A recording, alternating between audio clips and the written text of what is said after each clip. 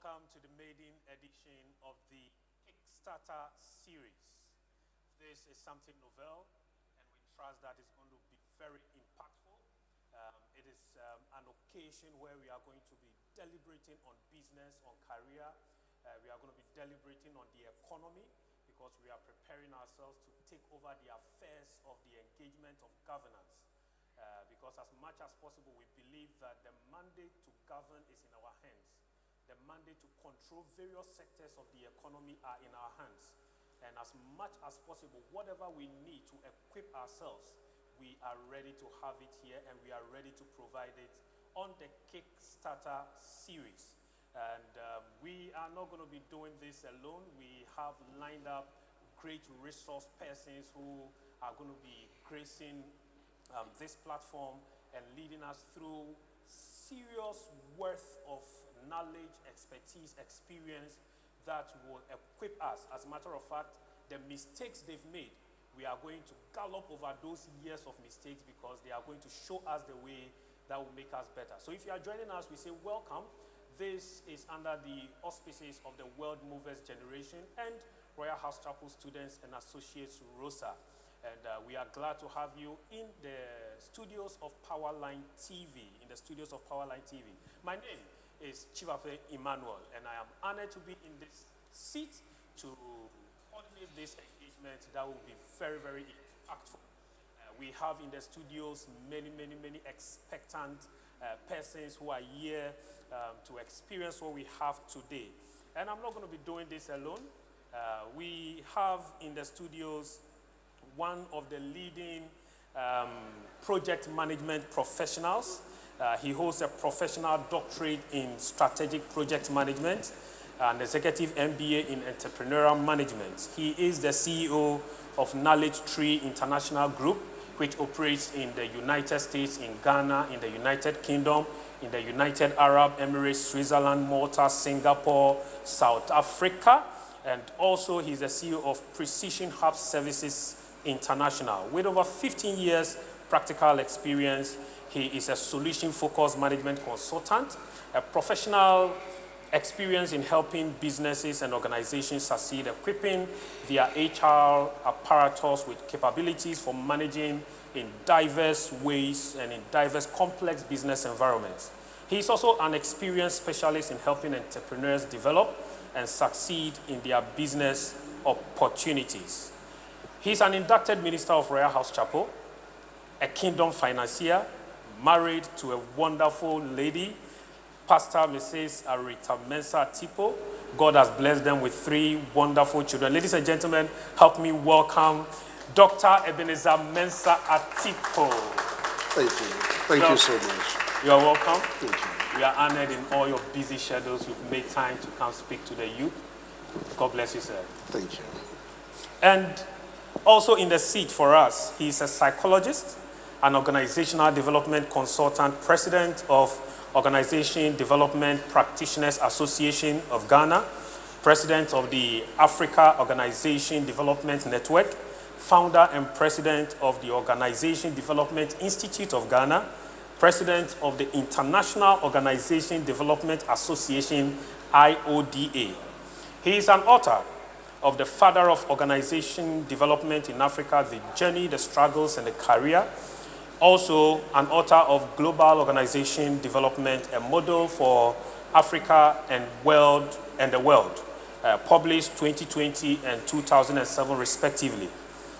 He is the Richard Becker Award winner for outstanding contribution to the field of organizational development, a minister of Royalhouse Chapel, First National Vice President, Men Makers Ministry, Chairman of Council for one of the leading Christian education organizations, Christian Leadership College.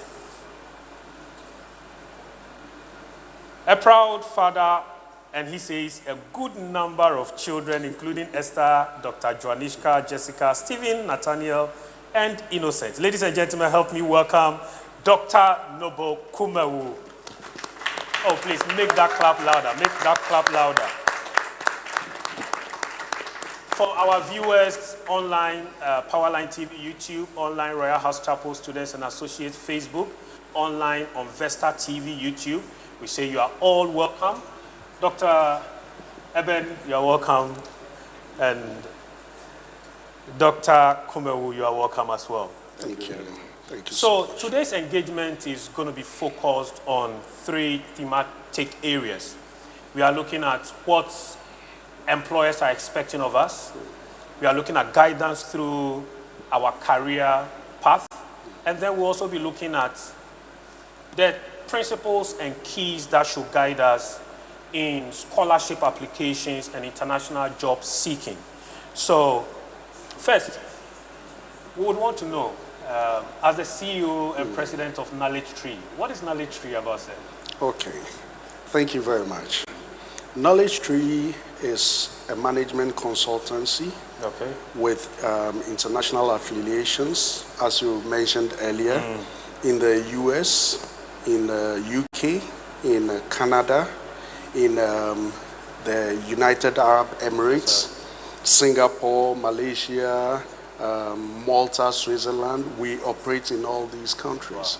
Wow. And the basis is to ensure we provide quality education to those who aspire to grow their businesses to the next level. So our flagship program is project management, and we train from the basic level all the way to certification. So you become an international certificate holder, that is a PMP, if you are aware of that qualification. Yes. We train you right from the basic stage up to the stage of certification. And then we have other programs in leadership and management, finance, we have operations, and several other areas of training. Wow. So it's a stretching field of very engagement. stretching. Wow, that's great to know. Dr. Kumo, so organizational development, it looks like you've taken the whole topic on your shoulder, both in Ghana, Africa, and across the globe. So what is the Organizational Development Institute focused on? Well, thank you very much. The OD Institute for short. We are specialists in organizational development. There are many consultants all over the world, Ghana included, but we call them expert consultants. If you're an HR practitioner, you go into consultancy with your HR. If you're an engineer, an accountant, you go into consultancy with engineering expertise or accountancy, etc. Expert. What they don't have is how to consult. Yes, they have the expertise, but how to consult. So the OD Institute helps to train people, as you can see behind me, who want to go into consultancy, who want to sharpen their leadership skills, and we cover a whole lot of areas when it comes to consultancy, how they can help the client to become what they have established themselves to be. Awesome, awesome. Ladies and gentlemen, I think it's a nice place to put our hands together because the maiden edition is under the sponsorship of Knowledge Tree International and the OD Institute of Ghana. So, Dr. Kumo, I want to start with you. When we say career, we've heard it, career development, career management, career path. How different is this from just having a job? Sometimes you are graduating from school, you are just focused on getting a job because you have bills to pay. Why should I be concerned about career? Is it not the same money? Yes, it's easy to look at it from that angle. A career is a long professional journey which requires planning, requires a degree of consciousness for you to know where you are going, why you are going there. Gone are the days when... To help you know where you are going and why you are going there. That's profound. Yes, yes. Gone are the days when our parents wanted us to become an engineer, a medical doctor, a teacher, a pilot. For teacher, we don't usually mention it. That's all. When they talk about career, those are the things for them. Anything else, to them, you have disappointed them as their son or their daughter. But today, things are different. One can build on his or her passion to become what he or she wants to be tomorrow. a career. It takes a careful planning, a careful thought through, and you don't become that professional without the effort. Many a time, a certain degree of training is necessary. I'm choosing my words carefully because I know it can be a vocational training to become the professional you want to be. Okay. It can be a classroom training or combination of both. Okay. So it's a conscious effort. Look, you cannot be a nurse or a medical doctor without going through the training. Unfortunately, for some of us, where we didn't have career guidance in going to school, whichever subject we are good in, we think that's the way to go. Yeah, exactly. That will become my profession. Yeah. But today, thank God, many institutions, second cycle, tertiary, are providing career guidance so people can actually look at their passion, their interest, and know that, yes, they can channel that to become a career for them. So a job is different from a career in that, for example, this week we invited our AC expert to come and fill the gaps because some of the ACs were not working. We negotiated, paid him, he did his job and went. That is different from following a career in the sense that a job is just something you do. It could be short-term, long-term, but it's not the same as something you follow throughout like your profession will be. So if I get you, a job is what you do to generate income, but a career is a long-term thing that should have the element of passion. Passion. Wow. Yes. Wow. Now I'm reassessing my job and my career. That's right. Dr. Emmanuel, Yes. Career development. You've been in your field for over 15 years. That's right. What have you seen in that space of engaging businesses, individuals, that should bring us a redefinition in mind of what career should be? Okay, thank you. Now, when we talk about career, as Dr. Kumawu said, career will have to be looked at from a perspective as you are currently engaged in a field. Okay. And then within that field, it requires, again, some level of planning. Where am I going from here? Who do I want to become in the near future? So with these in mind, and of course, as Doctor said, why do I prefer this particular course? It is very important to understand these things because we are in an era where people move from one field to the other. Yeah. Just because, as you rightly said, man needs to work. Man needs to make a living. We need to buy the car. Thank you. We need to get, that's right. Yeah. So anywhere, as we call it, opportunities show up, we quickly jump at those. But once you are focused on building a career, it's important to understand where you are going, how relevant what you are doing today will be in the future. So even in the choice of picking your courses in school, etc., which ones to major in, etc., it's very important to understand what future lies ahead of your choices. So your career is clearly pointing at the series of opportunities that you set in front of you. In that if you are able to really pursue them as planned, as organized, you should be able to reach a destination of fulfillment. Great. So you speak about your career plan, your career path, influencing even the courses you choose in school. So if one has made mistakes in the beginning and subsequently realizes, let's say from this show, I'm a graduate seated here listening to you, I've done a certain course and I know my heart, my soul, my spirit is not in what I'm doing or what I did.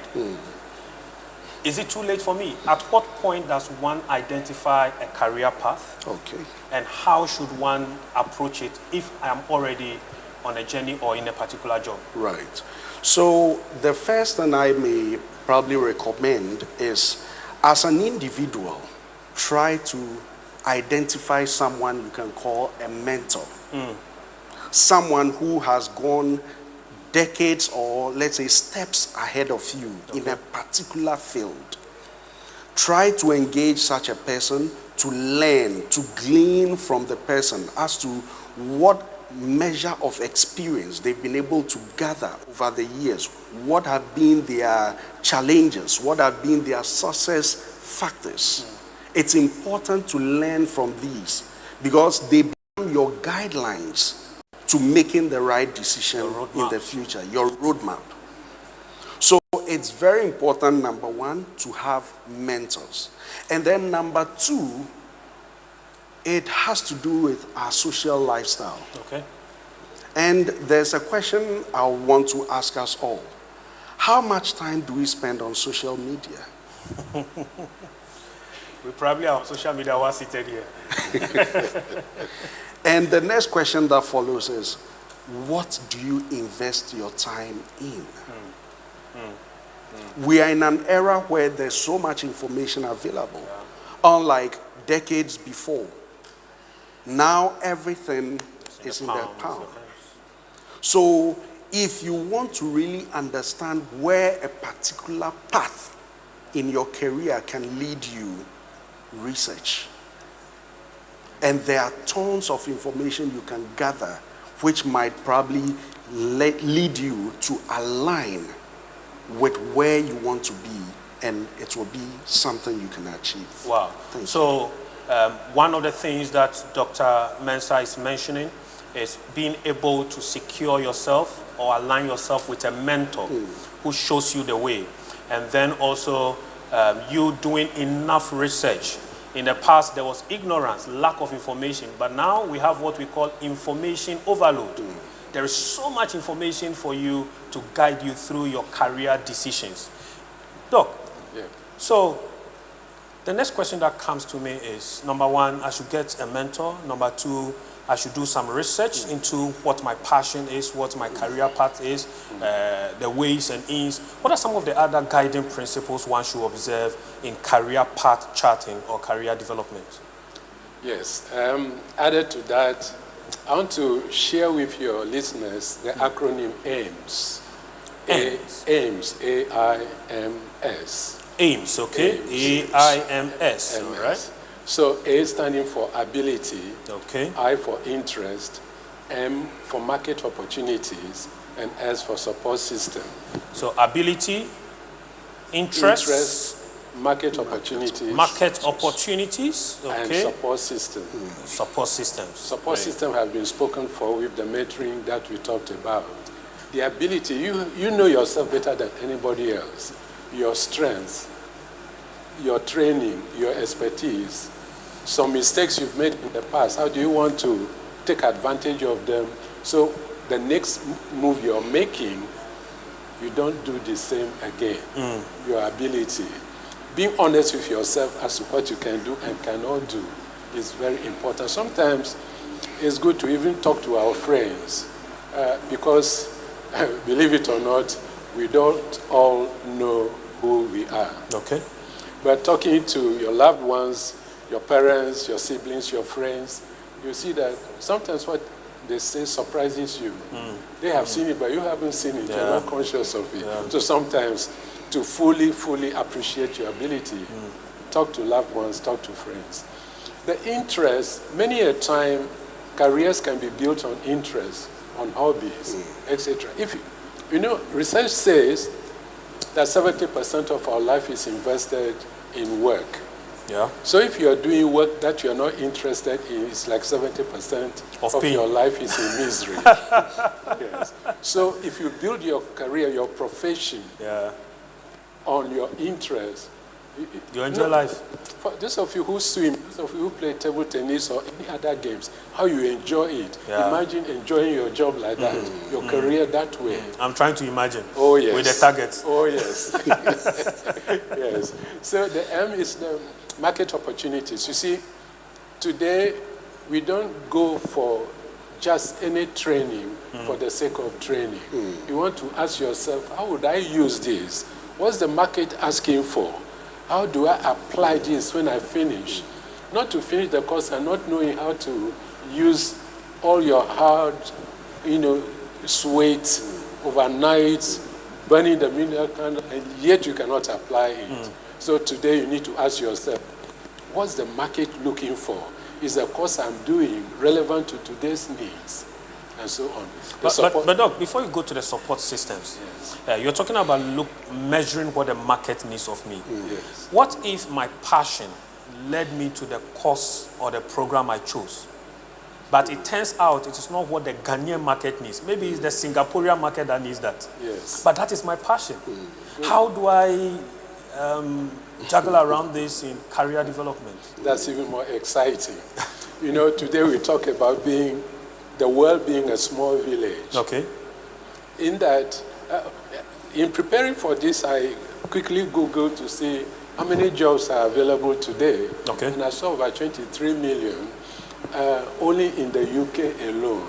23 million jobs? Yes, about 75% of them working from home. Remote works? Remote works. Ladies and gentlemen, there are 23 million remote jobs available for us to apply. I'll join you in that. You see, and currently, a bad situation also has some silver lining. COVID-19 had destroyed a lot of lives. Yeah. But that has also created opportunities for us, because every country is now asking for specialist skills in various areas that they have lost through COVID or other ways. And so they are asking people who never like to look at us twice are now even begging us to come to them. They have relaxed their system, so visa application is easier than it was before COVID-19. So if you say, where did you say the job was? So you...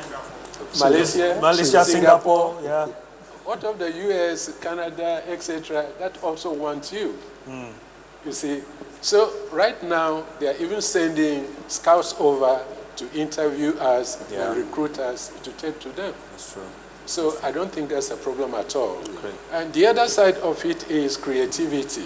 Okay. You have done a course which the market is not immediately asking for you. Why don't you set yourself up?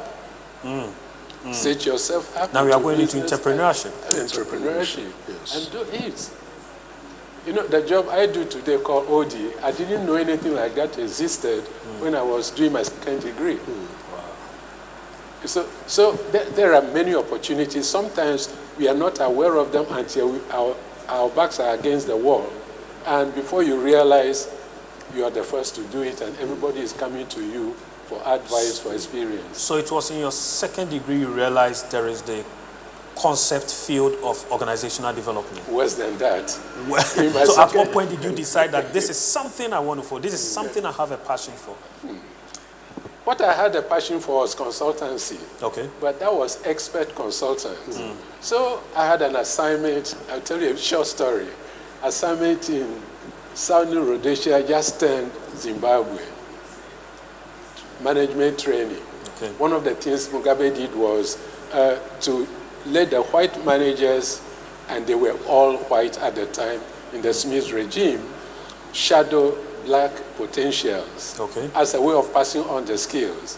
So I was one of those consultants recruited to do leadership and management training. Wow. In Zimbabwe? In Zimbabwe. The new Zimbabwe. Not Singapore, the new Zimbabwe. Yes.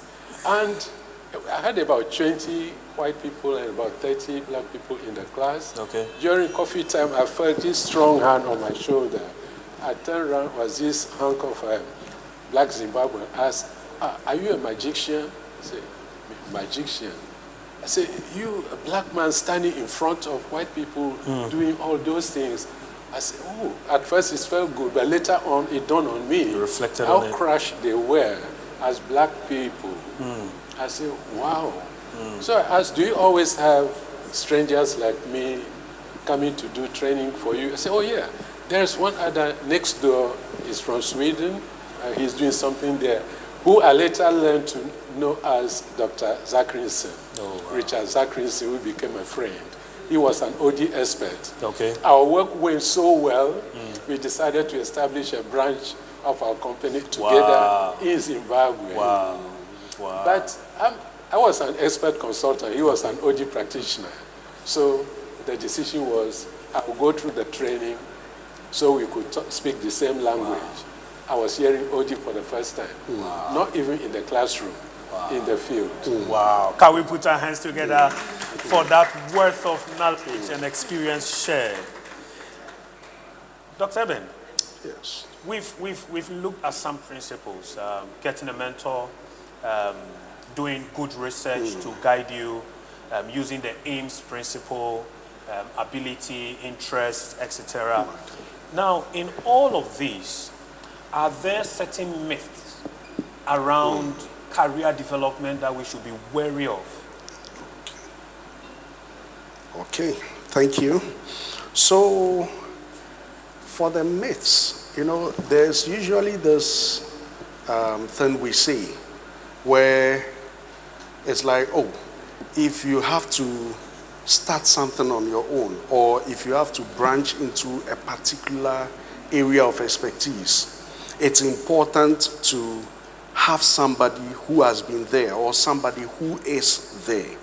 But sometimes the feeling will be like, oh, why should I really engage somebody who doesn't really understand the trajectory I am, deciding to pursue? So the myth will be, usually when you engage somebody, they may not really speak your language. Okay. So you might end up being swayed from what you're actually passionate about. So sometimes it prevents people from reaching out to those with the requisite knowledge, the requisite experience. So people end up deviating without even realizing. They get to that point where it feels like they are now limited. That's when they start seeking assistance.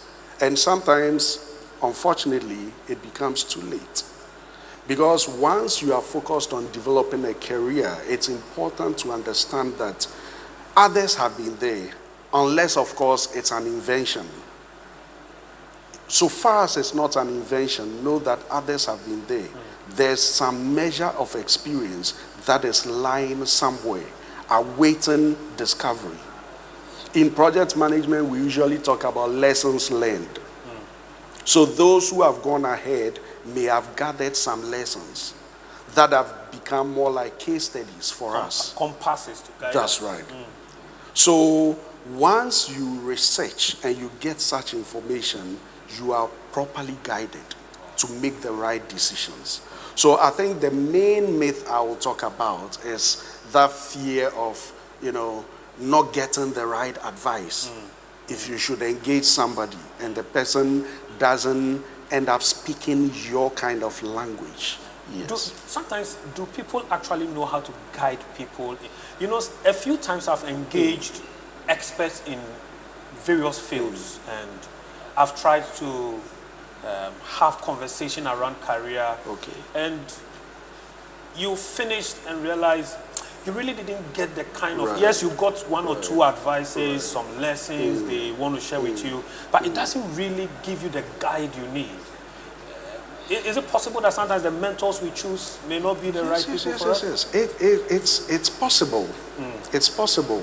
And in life, there's something I'm usually fond of saying.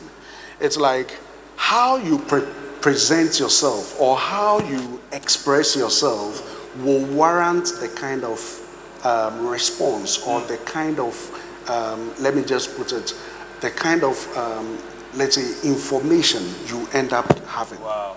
So if you, let's say, tell a lie, to somebody, oh, I have interest in, let's say, a field. Okay. And I feel I have the passion, I have the enthusiasm to go into that area.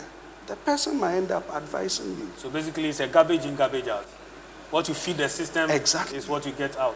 So you lie to the person. They also advise you based on the lie you've presented. But look, sometimes the people don't even know what they want. Right. They want, so even telling you what their passion is, they are struggling to identify it. Right. You know? Right. So then they would need somebody who can even help them navigate understanding what their interests and Precisely. abilities are. Precisely. Especially the multi-talented. Precisely. It gets confusing. Precisely. Because I have had interactions with some young entrepreneurs who are still, let me say, at that point of determining what they are really good at. Okay. So they chance into one area, oh, I think I have what it takes to put me in this area. But it gets to a point, they face one or two challenges and they're like, no, this is not where I belong. Let me try this side. Let me try this side. But when you have a mentor with enough experience, you realize they might have probably tested the same waters. They might have learned the lessons way ahead of you. Okay. So once you engage them, they can quickly tell you, no, when you take this course, it might lead you to this point. Okay. So rather consider A, B, C, D, and you'll be back on track. Wow. Yeah. Wow.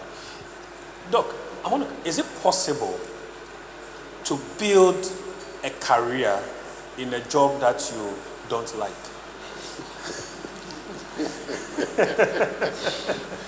I don't like it. I mean, because I've met people who have had 20 plus years in a field that they kept complaining about, but they are doing it so well. They are rising through the ranks. They are making the numbers. They are getting the rewards.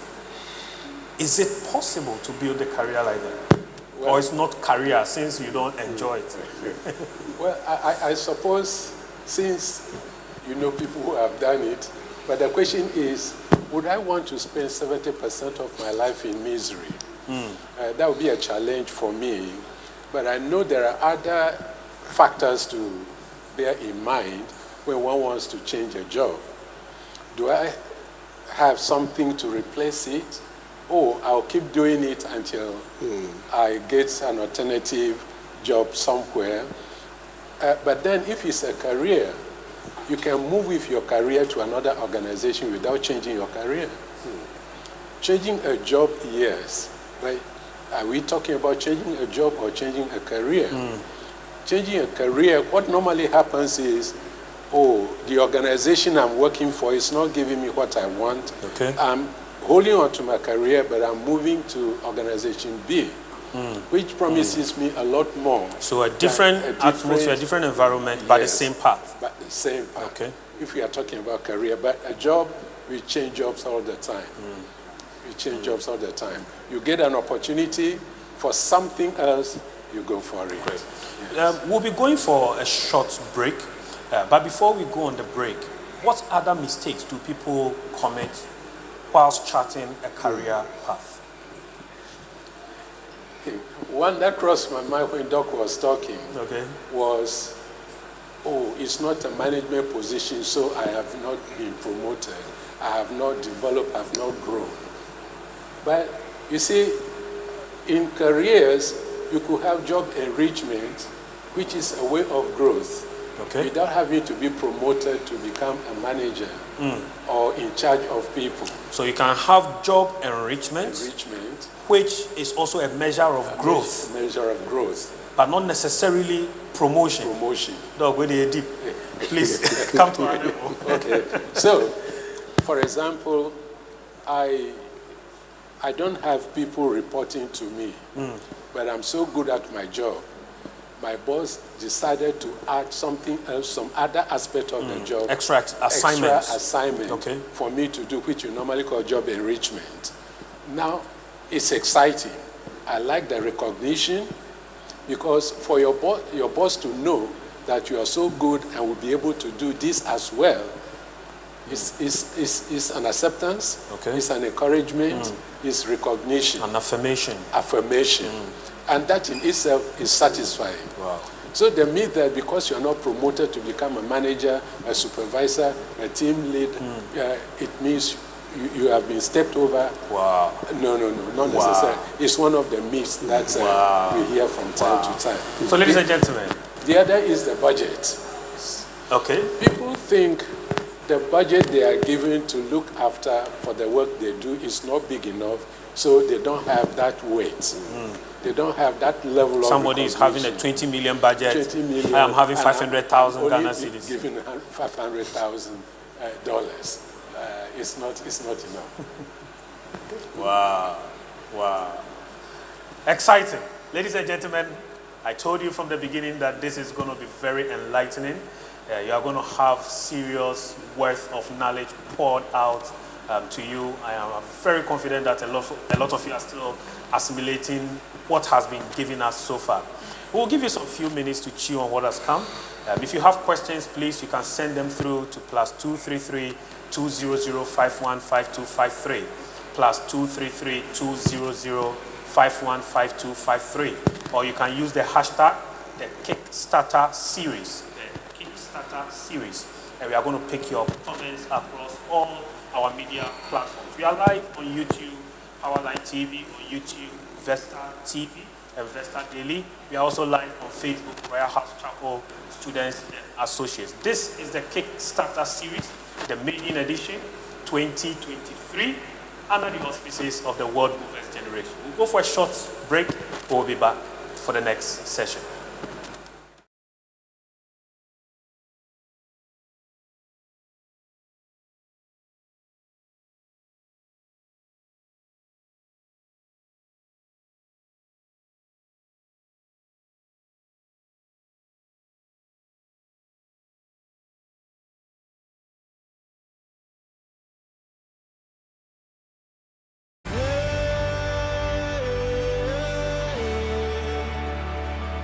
This year hasn't been easy.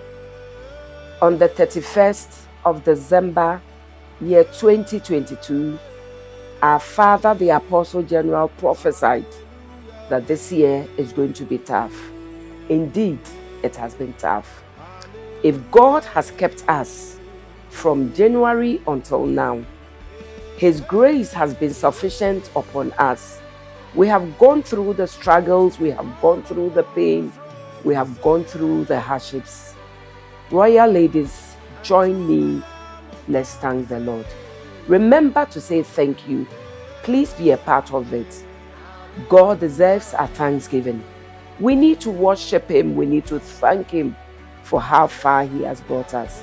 Remember, if you learn to say thank you to God, you will see more of His blessings. Make a date with me. Remember to say thank you. God bless you.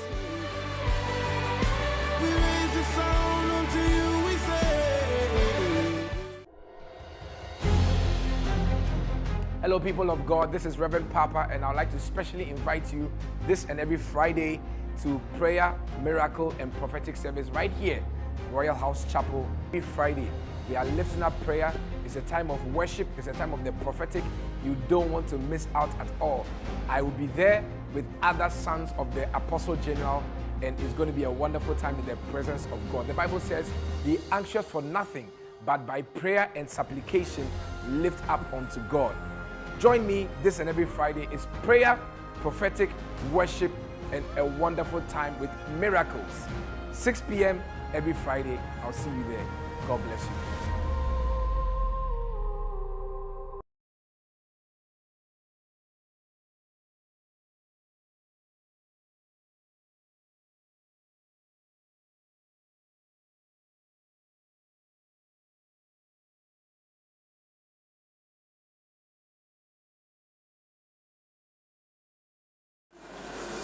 Welcome back to the maiden edition of the KickStarter series under the auspices of the World Movers Generation and Royalhouse Chapel Students and Associates ROSA, which is our student wing of Royalhouse across all campuses nationwide. Everywhere you are, please call us. We'll direct you to our nearest campus ministry, and they are going to make you feel very comfortable. For those who have gained admissions to the universities, we say congratulations. We are looking forward to having you. The World Movers Generation is also on the 22nd of December having the Thanksgiving National All Night, 22nd of December. And we are looking forward to having you celebrate with the gathering of the young men, the young women, saying thank you to God for bringing us this far and preparing ourselves for the year 2024. It's going to be an all night with the Apostle General himself, and he's going to tell us what the theme for next year's camp is, the World Movers Generation Camp. And the registration is also going to be opened on the same night for the camp, which is going to be happening again at the city of Shiloh, so if you had a wonderful time or you missed it and you want to be a part of the 2024 edition, please get ready to register and be the early birds to book your seat. So this edition is being done with the support of Knowledge Tree International and the Organization Development Institute, the OD Institute of Ghana. And we are privileged to have the president and CEOs of these institutions, Dr. Eben Mensah Atipo and Dr. Nobo Kumewu. Welcome. Am I permitted to say gentlemen? That's very fine. All right. So the first session, we dwelt on career development, career path charting, what we need to look out for, the myth. I'm very confident there are lots of questions that will be coming in for you to address. But we want to chart another path into the second topic of our engagement. And I first want to find out, are there common mistakes young people do that lead us in missing job opportunities? Okay, thank you. So we are in a dispensation again where young people want to make it quick. I was sharing a while ago with Doctor about something we saw on the social media somewhere last 2 weeks about a gentleman, a painter by profession, who I also need to be very careful with my choice. Yes, but then he actually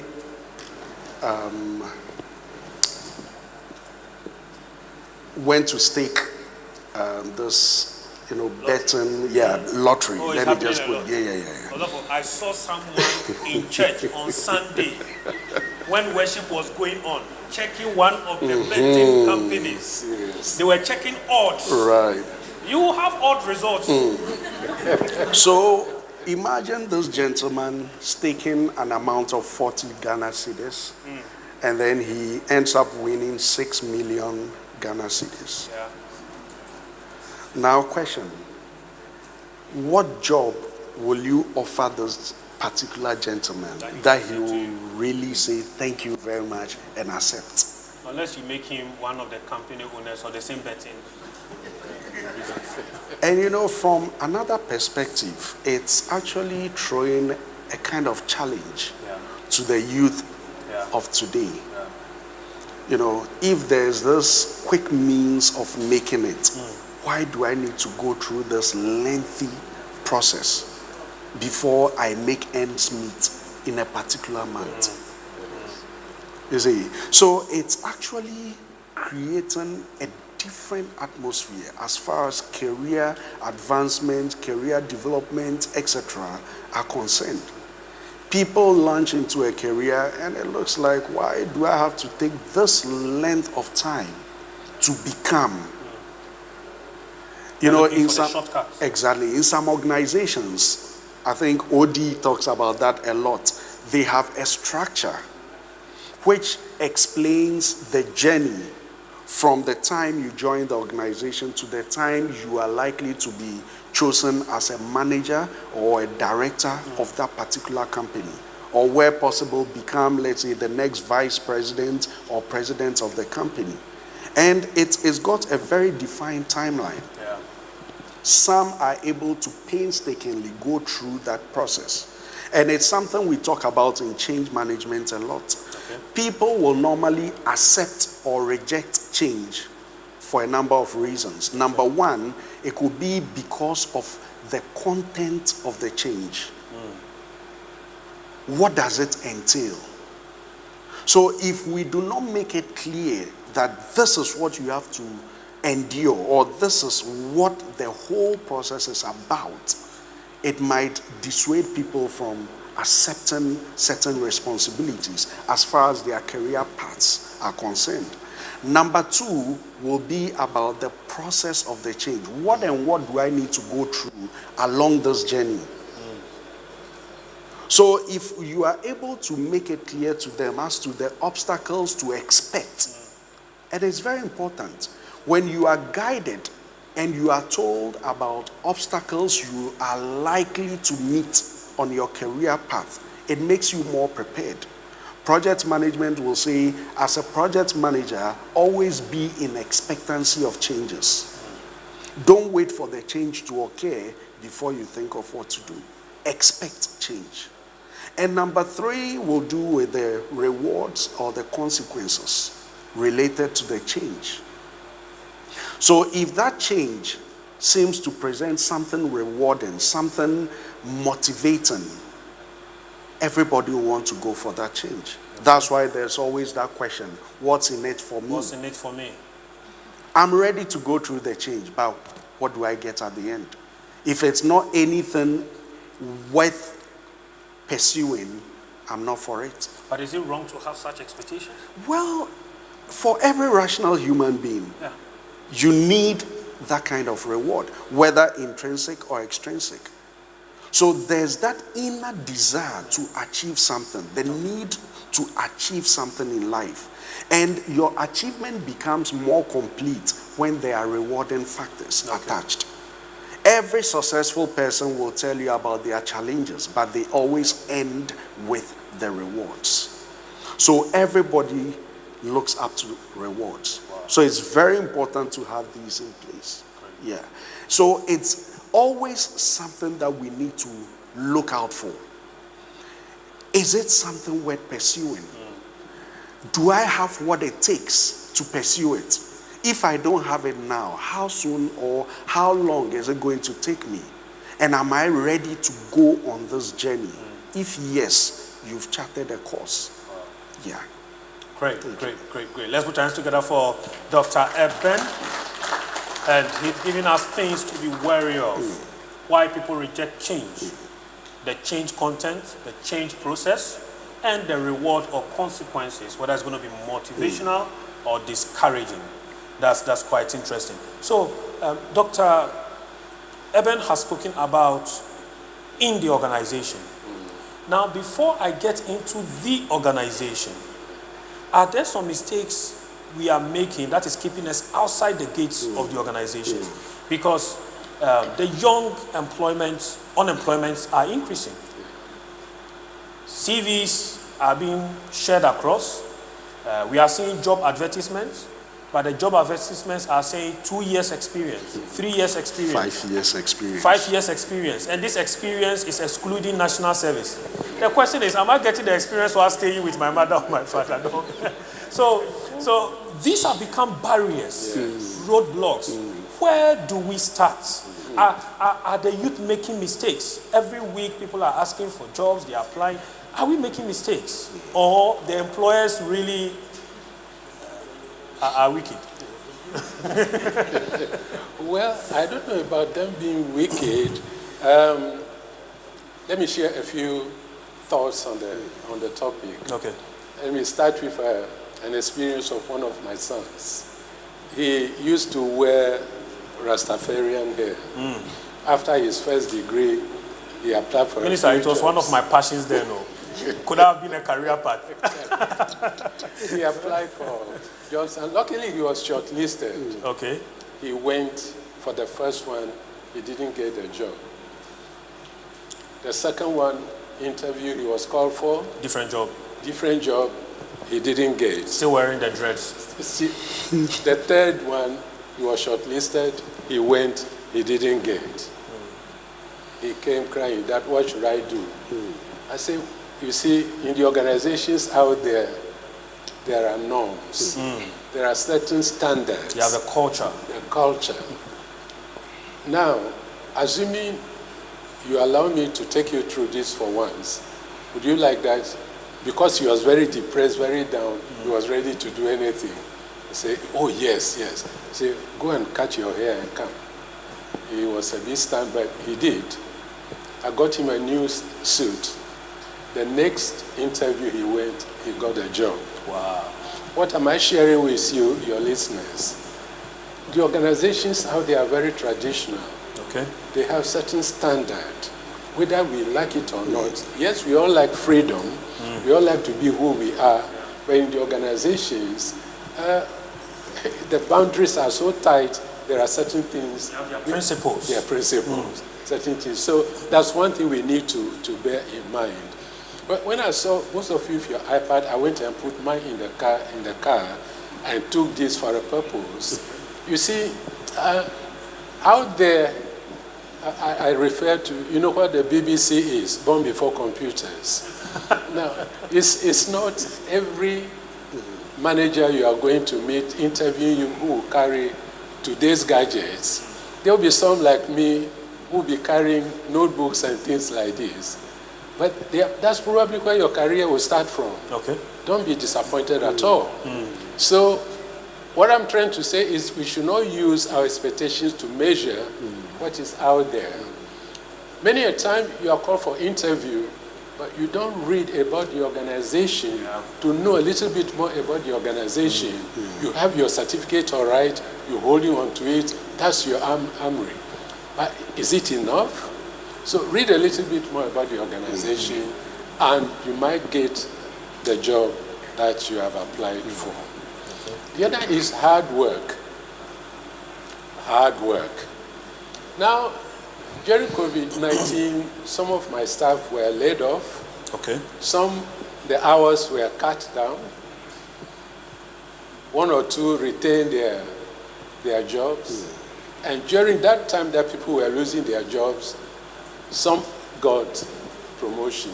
Some got additional responsibility, salary for hard work, okay, for consistency, wow, for reliability, for honesty, for loyalty. I'm sharing this with you because those are some of the qualities that today's employers are looking for. Hard work, loyalty, respect. One of my young boys, he would go without checking age. He would throw his hand, want to shake your hand. I look at him and say, I have a lot of work to do. You see, we have a culture. Yeah. And no matter what upbringing we went through to get to where we are, we still need to respect the culture. But look, these values you mentioned, are they values that employers are able to assess on the face of my CV on the day of interview? The values or the core principles of hard work, honesty, transparency. Yes, we know these are values on the job that define the culture of institutions. Yes. But before I get there to show them that I am hardworking, I am honest. Yes. When you give me 5,000, I bring you back 5,000 worth of value. How do I get there? To even show or demo? Is there a way I can do that? Sure. A serious employer will be creative enough to find a way to assess the qualities that they are interested in. Tell us some of them so that we'll prepare for those ones. That's why we are here. We want to know those ones. We are hungry, dog. I'll be sharing something in addition when it's time. There's an exercise called in-tray or in-basket exercise, where they simulate the work you are coming to do in a way that you are in an interview situation, but you are revealing all your strengths as well as your weaknesses. That's right. Sometimes they even video it as a playback to you later for you to see if they're as really part of your assessment. As part of your assessment. Wow. For you to see if they end up taking you to see the little bits that you need to work on. Even though they have taken you, there are still things rough edges you need to prune to feel good in the job that you have gotten. So a serious employer, skill level especially, will do what they can. Even if they have to invite you back to the interview room 3 times, 4 times, they will do it. Right. Wow. Okay. Let me add something here. There have been a couple of interviews that I've run in the company, and usually when candidates come, and there's something probably we might have to add to our preparations when we're going for interviews. Sometimes, as Doc said, we end up sharing our weaknesses more than our strengths. And it's so easy for any employer to pick such traits. A simple question like, oh, so young man, tell us how long you intend to work with the organization. Rephrased, how long do you intend to work with us? Rephrased, in the next 5 years, where do you see yourself? They all talk about the same thing. And I'm sure you're familiar with these questions. Yes. We normally end up shooting ourselves in the foot by answering wrongly. Now, anytime an employer asks for such, they just want to check whether you have intentions of growing with the organization.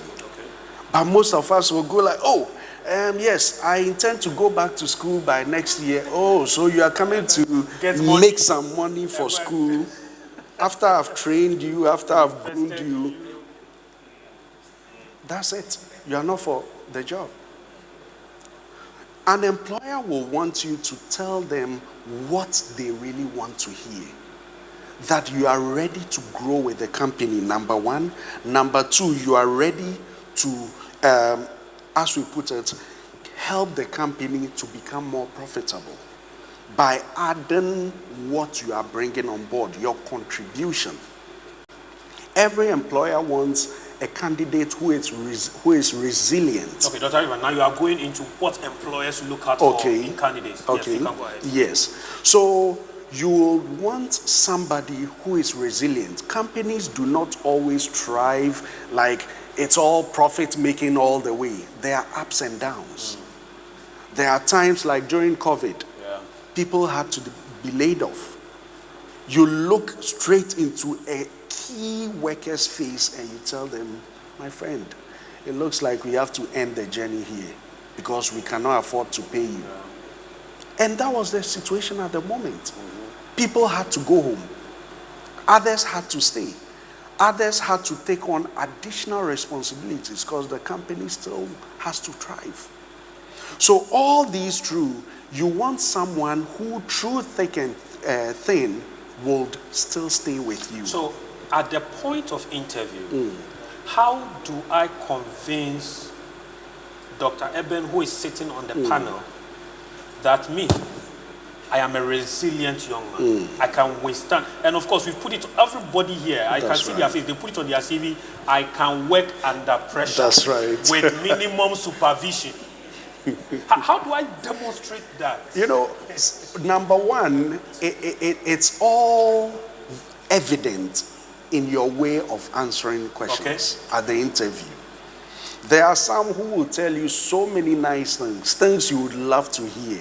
But trust me, on the job, you see the opposite. So, a way to show that you are very resilient, number one, it should be about a track record. And such track records, don't only see it like, okay, from your previous employment. For some, this might be their first time of getting into employment. But trust me, even within your social circles, how you solve problems. When there are, let's say, misunderstandings, how you step in to arrive at solutions. Doc, I wouldn't catch you. On this point, I have an instance. So, before I had my first managerial role, I went for an interview. I was shortlisted, went through the first, second stages. At the final stage, after the engagement with the panel, the results came and I wasn't part of the people chosen. So I knew one member of the panel and I asked him what were my shortfalls. And he said, I came to speak like a preacher. So he guided me. I learned my lessons. So the next time I went for the interview, the final stage, this was a one-on-one with the director, and this was his question. Have you managed people before? Very important. I am working for you. You know I have not managed anybody in the institution. As a matter of fact, after national service, I started working with you. So you can see my CV in front of you. Yet he's asking, have I managed people before? Right. But because I had learned the lessons, I now tabled the work I do in Royalhouse Chapel. That's right. The team of coordinators I manage, the number of people I manage, the work we do. Oh, ladies and gentlemen, for the next 30 minutes, he had to stop me. That's right. I took him through the people management skills right. that I had garnered. And by the grace of God, I sailed through for my first managerial That's role. right. So that is a very relevant point. Ladies right. and gentlemen, let's put our hands together for Doctor. You can proceed, sir. Okay. On the track So record. you notice people make an organization. It's not the structure. The people It's the make people. up the organization. So if you have to impress your employer or your prospective employer, it's important to show that you have what it takes to work with people. Valuable asset. Valuable asset. You are a team player, and of course, you know how to manage a team. And don't take it for granted. These things we normally see on social media, you say, oh, you have a lot of followers. What do you do to keep your followers following? So that's even relevant. It is So relevant. if I have a followership of 2,000, Definitely. how did I gather them? Exactly. How do I engage them? What do you do I've to never keep thought them of this. attracted? And I wouldn't want to jump the gun, but in international, employment situations, it's one key thing employers look out for. Wow. Now they ask you for your social media handles. And trust me, they check. They check to see what you are fond of posting online. How relevant what your postings might be to the growth of the organization. They check all these things. So on your LinkedIn profile, maybe Facebook, whatever, you list all of them, they'll go and do it's part of their due diligence. Wow. They check. So when they see you are somebody who is fond of posting, irrelevant material, so that's the kind of asset we are trying to bring into the organization. And it even includes comments that you make Precisely, on other people's exactly. Political comments, trust me, these are very sensitive things. Yeah. Political comments, religious comments, and even certain hasty comments we make about situations that do not concern us. Wow. They pick on these things. Come again? Oh, okay. They pick on these things. And you might go through all the stages, like you mentioned. You might go through all the stages, you might impress the panel. But it gets to that point feedback. And there's a question mark. Wow. Wow. Even sometimes you might be surprised to know this. Your hobbies. Somebody states, oh, I love bungee jumping. You know that one? No. Where they tie both legs maybe to a bridge and then they toss you all the way down. In Ghana, yeah. Well, some are trying to do it. Paragliding. It already tells the kind of risk taker you are. If you are given responsibility in such an organization, how are you going to really manage with that, paragliding, mindset? You are going to bungee jump with the target. You might not take certain things into consideration and you start acting. And to the company, we are going to lose money if we should put such a position in your hands. Similarly, we may be losing clients if we have such a personality to handle our clients. So there are certain key things we need to really take into consideration. If you're on social media, please be mindful of your posts, be mindful of your comments, be mindful of what you follow, because they may be tracking all these about you. Wow. Thank you. This is interesting. Ladies and gentlemen, this is the KickStarter series. Keep your questions and comments coming through. +233 200515253. And we are blessed here with Dr. Mensa Atipo, whose voice you just heard. We are going to Dr. Noble Kumo. Doc, yes. How do I stand out in my search for a job? Thousands, I remember when I was going for my national service with Amalgamated Bank, now Bank of Africa. we were 3 batches of people who went to write aptitude tests. The first batch, 2,000 people. Second batch, 2,500. Third batch, 3,000 people at the Holy Spirit Cathedral at Adabraka. Out of this total number, the final number of people chosen for national service, Daddy, national service minister, was 22 people. Why do you gather over 6,000 people just to choose 22? Well, it happened. By the grace of God, we sailed through. We know the trends change, organizations change, expectations change. Currently, what are employers looking out for? And how does someone here or listening to us stand out in their search for a job? Thank you. Employers, they always want the best. The best in their terms. So sometimes what they ask us to give them or to show, to demonstrate, is in light of what they are looking for. Many a time, when we sit in front of employers, let's say in an interview situation, as Doc was saying, the language we speak, let it not be what necessarily we want, but our understanding of what the client is looking for. A question that crossed my mind when you were interacting with the Doc was, what's your motivation for this job? Now, when I was asking myself this question in preparing to come here, I said, what of those people who come to say, look, I'm now going to have my 3rd child and I need a car. And so this job is just what I need. So, but you said you employers want honesty. That's the honest answer. Honest for you, but is it honest for the That's employer? right. Yeah. Exactly. Their marking scheme is different from your marking scheme. So sometimes we need to look at, earlier on you made a comment, the employer is looking to see, are you coming to stay? Or you're just coming to make enough to go back to school? Yeah, that's These are important things. Communication is important. Yeah. Communication in every aspect of the word communication.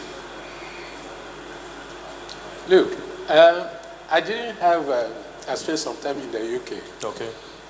This is how I went there. I know I'm jumping your series a bit. This one is necessary. I applied, I was a paramedic. Then I was about to register, because to do that you have to register in the UK. Okay. As part of the registration, they came to a conclusion that I needed to do 2 practical assignments. Ward management administration and pharmacy. So they say I should look for a bona fide institution in the UK where I would do that over a 2-year period. The opportunity will be over a 2-year period. Okay. Until I pass those tests. I was excited. I was visiting Nigeria at the time.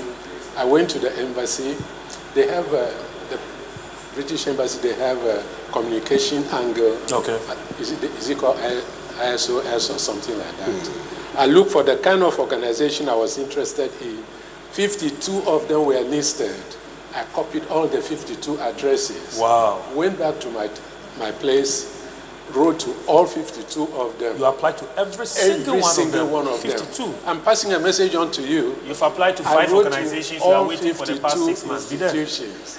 The next 2 weeks, I was the most popular man with the across postman. in the industry. They all knew you. Letters were coming. The first one came, we regret.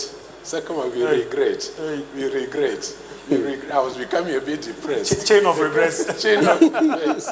Then one came, they said, oh, we are very interested in your application, but we don't have any opening at the moment. With your permission, we would like to keep this on file. Wow. I said, that was half a success. A glimmer of hope. A glimmer of hope. In the 3rd week, one came. I said, we are interested in your application. We would like you to get us a reference letter from your head of department, and we will fix an interview for you. The interview, you pay your transport fare from the port you land in the UK to the West Norwich Hospital where I was going. So I wrote back, this is another aspect of what I'm sharing with you, assertiveness. I wrote back to say, so I should look for money to buy return ticket to the UK, come for the interview. When I finish, I come back to my country, and when you have taken a decision, then I look for money again to buy a ticket. Then they wrote back almost immediately. No, if you pass, we will keep you. Wow. You know, I was. Wow.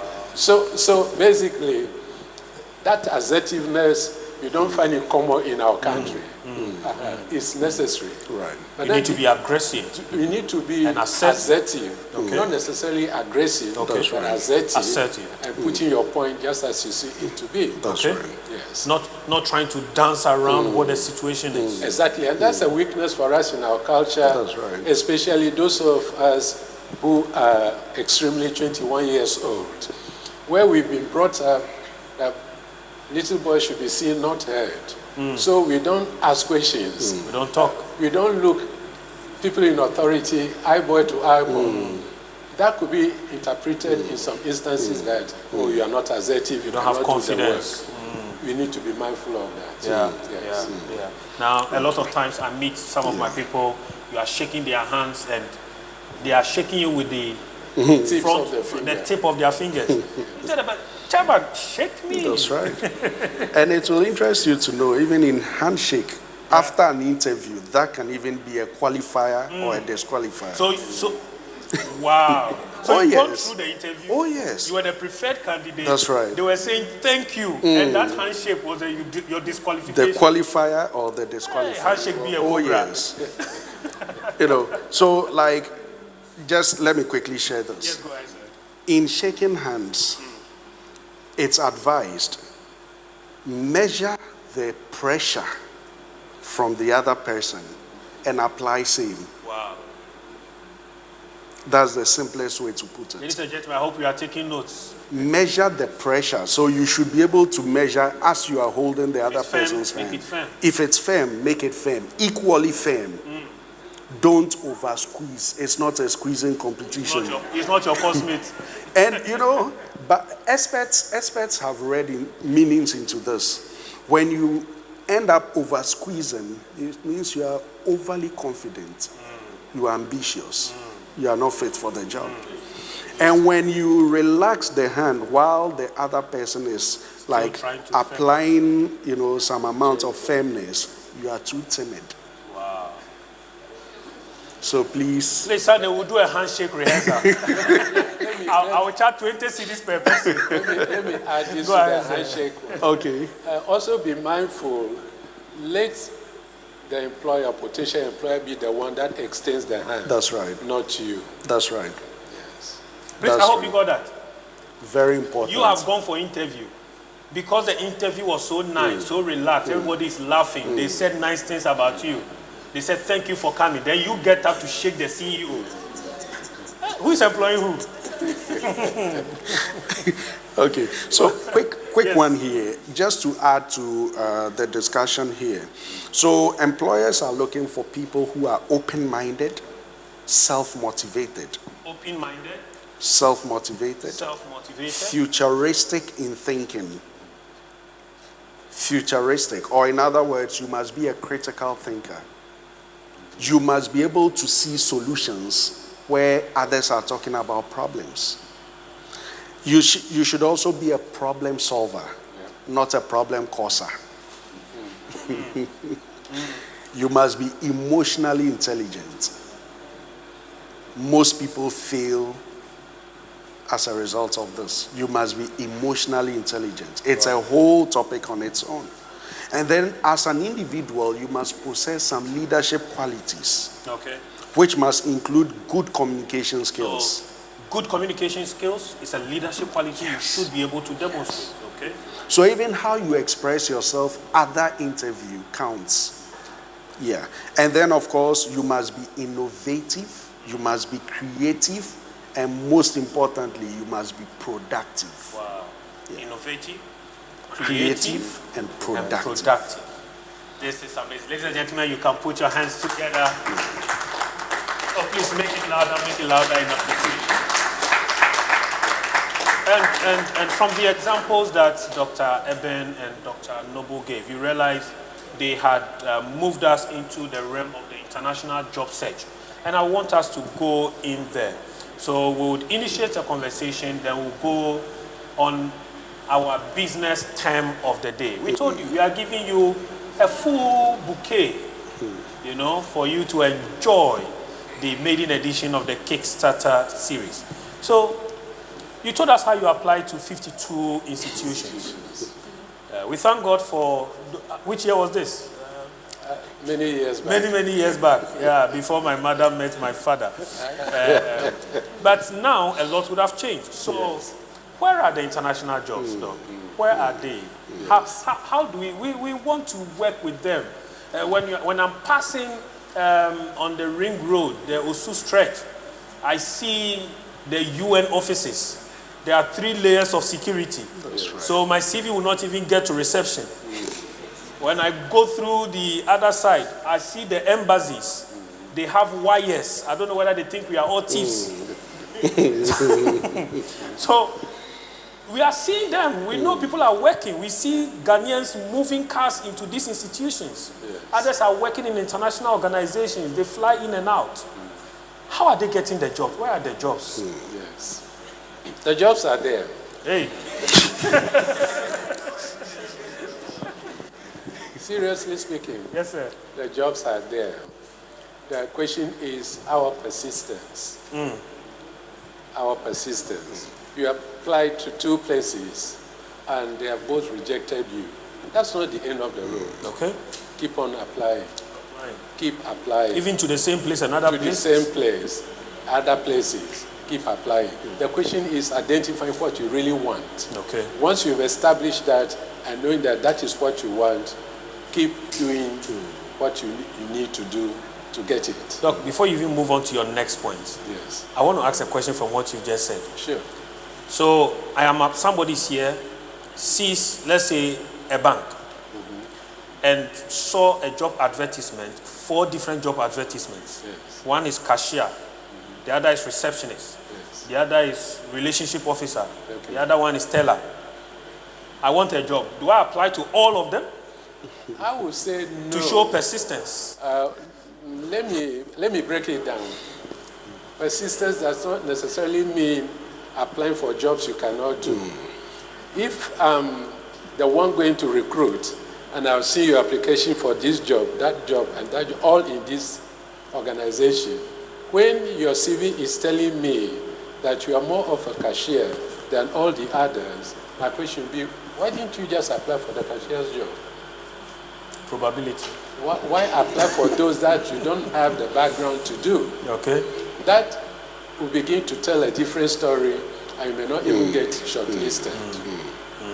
Consistency means standing for what you believe you can do and applying for that in any organization you are interested in. As many times as I started sharing with you that I wrote 52 letters at a go. Wow. To different organizations, 52 organizations. And the results started coming. Very disappointing at the beginning, but at the end of the day, the one successful one took me there. Right. Ended up spending so close on to 30 the years other there. ways we can look out for the international jobs, so as I was saying earlier, I tried to Google in searching for answers. Okay. Google to say what jobs are there, where are they, and things they threw at me. I was surprised. There are jobs there. The question is, international jobs could be within this country or outside this country. Okay. Sometimes the recruitment does not happen here. It happens out there and you are posted here. Okay. The job will tell you. The advert will tell you where the interview will take place, whether it will be virtual. The other bit will be your preparedness and do this randomly to get yourself ready, like taking tests like TOEFL, test of English as a foreign language. For those of us where English is not our first language. They try to see whether we can communicate satisfactorily. Our proficiency in the English language is satisfactory. Remember, some of these foreign organizations will be sending you to their country from time to time as part of your job. They want to see your control of your command of the English language. So prepare yourself, because sometimes when the time comes before you want to write these days, nervousness or anxiety can cause you to perform less than you are capable of doing. So you want to take the test. Within the next 6 months, apply and see what they throw at you. Okay. Yes, it's very important. Where are the jobs? If it's international job I'm looking for, have I targeted the development partners? Okay. Have I targeted the embassies? When you say development partners, what are we talking about? The US, The AID, US, AID, UNFU, UK, Danida, SIDA, UNDP. all of them. Okay. The UN and the various arms of the UN, the various organs of the UN. You have to be, should I say, intentional in your choices. For example, there was a time I was working for the British Council in the UK. They wanted to send me to a country, let me not mention the name, a country that I wasn't comfortable with. And I said, no. That's what I mean by being intentional. If you know you don't want to work in a particular country, why choose, because they're in this country, you want an international organization, you don't want to go there. So be intentional. If it's the US, there are many angles. If it's the UN, there are many organs of the UN. If it's the African Union, there are many organs of the African Union. You just Google it. There are vacancy columns that you see in most of their websites. They have vacancies that they have announced. Wow. We'll be coming back, Doc, also to you. Where are the international jobs? We'll be coming back. But before that, ladies and gentlemen, let's go to one of our very, very, very illustrious young ladies. She read BSc Marine Science from the University of Ghana, a former ROSA president, currently with the Center for Scientific and Industrial Research of Ghana. Ladies and gentlemen, for the business term of the day segment, I present to you Hilary Chung. Good evening, ladies and gentlemen, our online audience. You are once again welcome to the maiden edition of the KickStarter series with me, Hilary Chung. Our business term of the day is compound interest. Now, compound interest is interest that is calculated or earned based on the principal in an already existing interest from a previous period. This basically means that a compound interest is generated when your already existing interest is not paid out or withdrawn, but rather added to your principal loan and already interest generated. I know with this you are also wondering, what is the difference then between compound and simple interest? Simple interest, as we know, is interest that is paid or received over a period of only the principal amount invested or borrowed. Now, in real life situations and in our financial institutions and investment banks, we only hear of compound interest when the financial product being meted out is usually for multiple number of years or a multiple period. But simple interest is mostly used for our normal and easy transactions. Now, to generate compound interest on your investment, all you have to do is roll over your interest that has been generated from your principal investment so that it will generate another interest for your next period of years. Most of our financial institutions, the treasury bills paid by governments are done in simple interest. Can they be done in compound interest? Yes.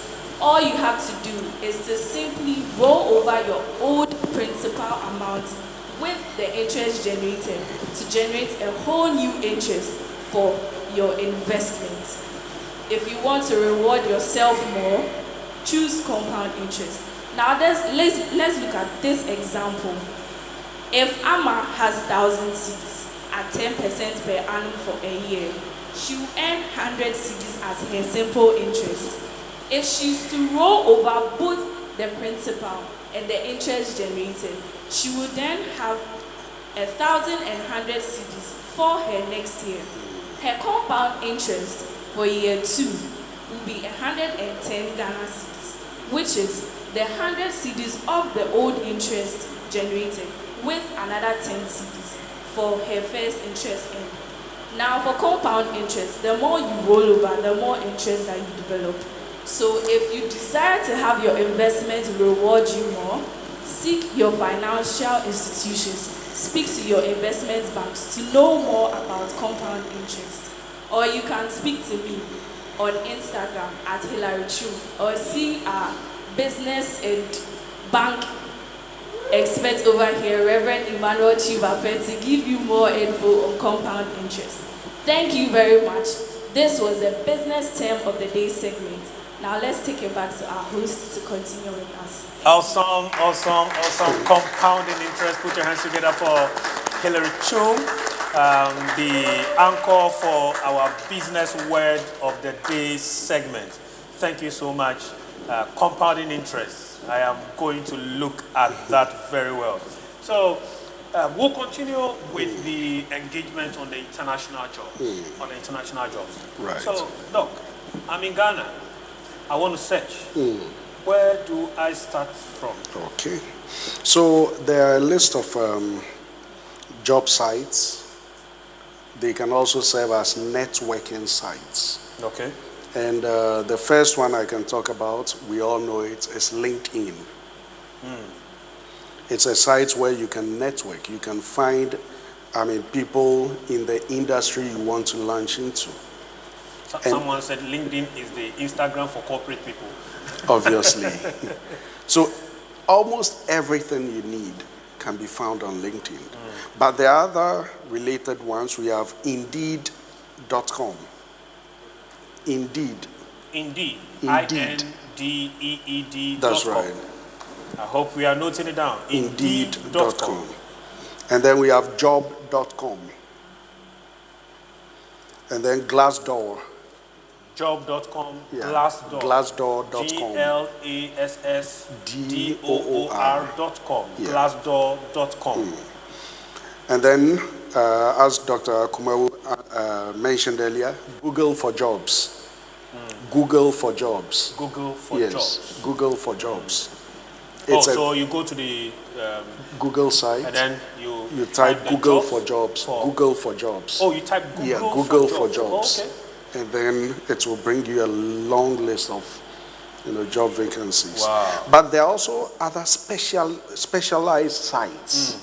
These ones, I'm sure most of us don't even know about them.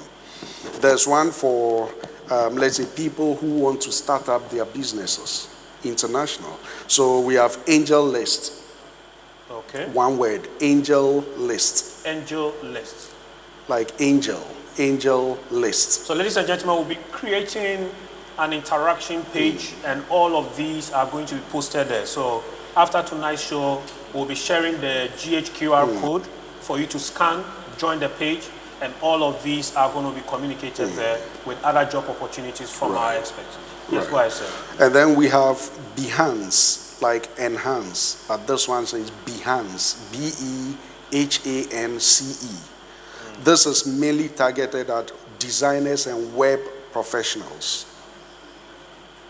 These are specialized sites. Wow. And then we have Fairy God Boss. Fairy God Boss. Fairy.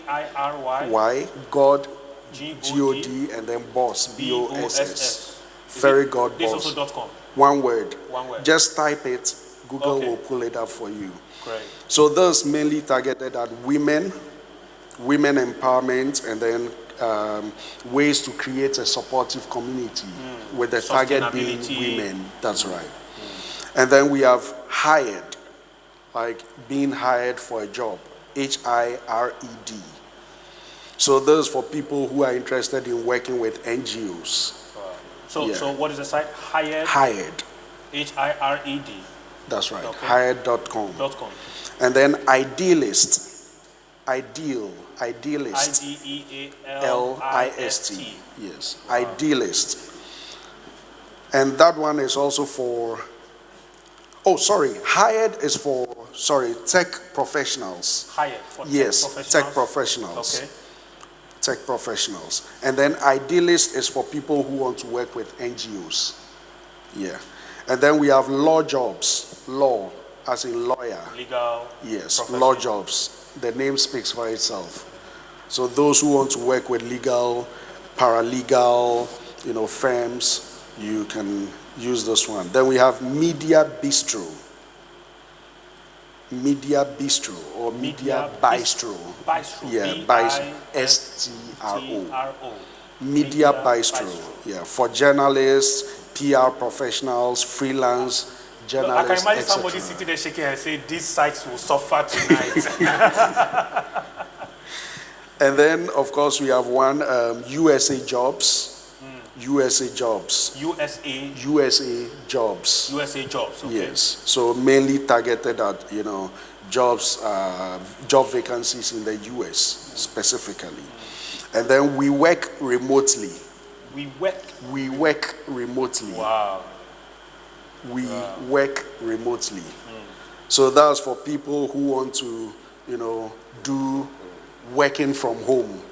Or working from Ghana. Working from Ghana, but with an international company. Wow.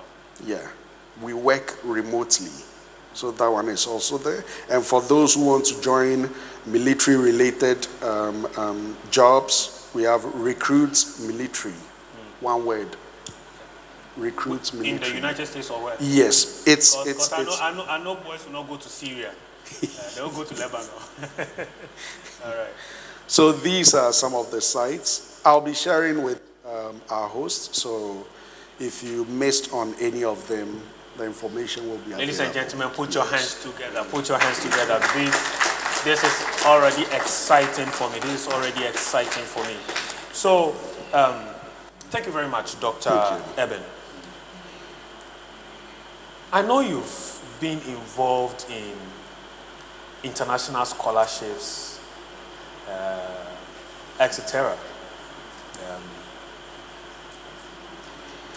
The question is, we are told that for certain fields, scholarships are very common and easy to come by, whilst in other fields, they don't exist. Is this true? And which sectors are those? So people will change their career path and go and follow scholarship. Yes. Normally, scholarships go with institutions. For example, you may have a professor in a university on a project and needing an assistant or two who probably want to use that opportunity to do their PhD. That professor has already got a grant to cover the project. Okay. And part of the grant is using to recruit these people and giving them the opportunity to use that space to achieve their PhD. So grants could be linked to projects. Now, most of the scholarships are also linked to tertiary institutions.